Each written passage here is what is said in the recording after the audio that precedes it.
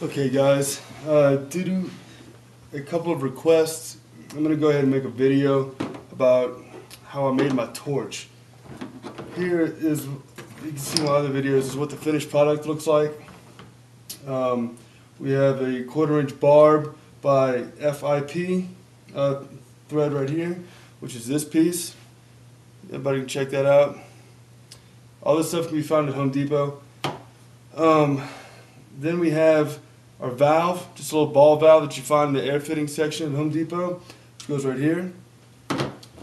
This is a 1/4" nipple. It's MIP by MIP 1/4" nipple. It goes right here.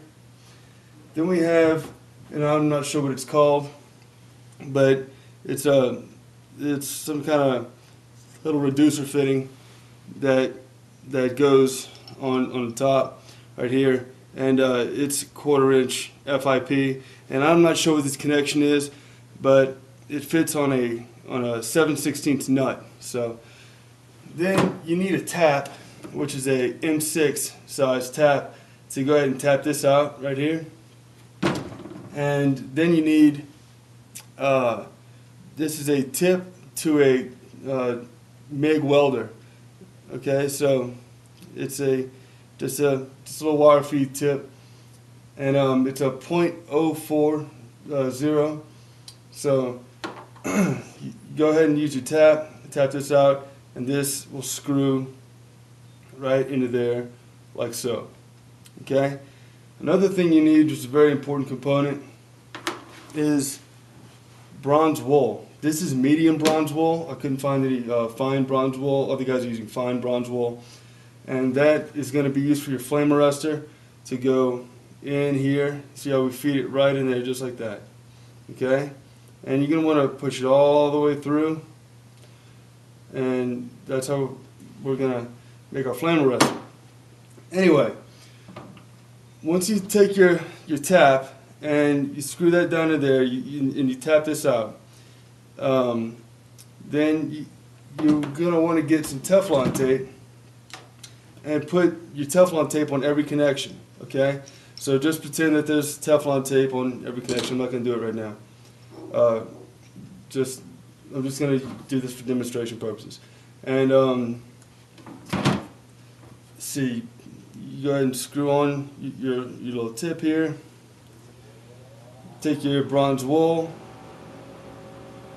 and then you're going to feed in your bronze wool like so. Okay. I found this bronze wool at a store called West Marine. I know they don't have them everywhere, but it's a marine, it's a boating store. Go ahead and just, you don't want to pack it in there too tight so the air can still get through it pretty nicely, but you kind of want it in there a little bit. And then we're going to go ahead and add our valve. This is the mechanism that we're going to use to shut our flame off. Okay, so we just put our valve on there, and then when the flame's going and we want to turn it off without having a flashback, just go ahead and shut it like that, or shut it that way. It'll shut either way, but this is open. Then we have our 1/4" FIP. It's a female by 1/4" barb, and it's going to screw right on there. And as you can see, guys, we have another torch, and this is a PCV valve, just like a little check valve. I'm not sure how much I needed on there, but I put it on there for safety precaution anyway. And here's my bubbler. And anyway, guys, whenever you turn on your electrolyzer, you're gonna want to try to put a little bit of water in here. Okay, keep this top end a little bit loose to where you can just put some water down in this end, and once it starts to drip out of the other end, you know, that's enough. And then you know, you don't want to soak it, but you do want it damp for the purposes of the flame arrestor to work properly. And then we'll go ahead and turn on your system, and when you can feel the HHO coming out, then you can light it right up. and it should be pretty reliable, guys. So anyway, that's how you make a torch.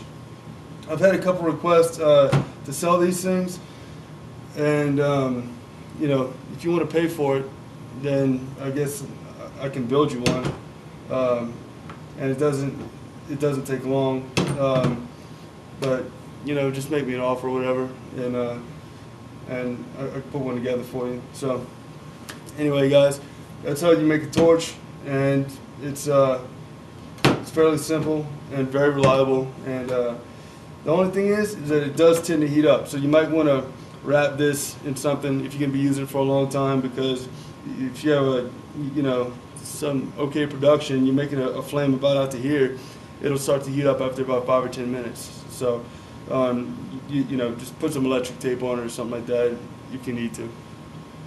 And that's it, guys. Take care.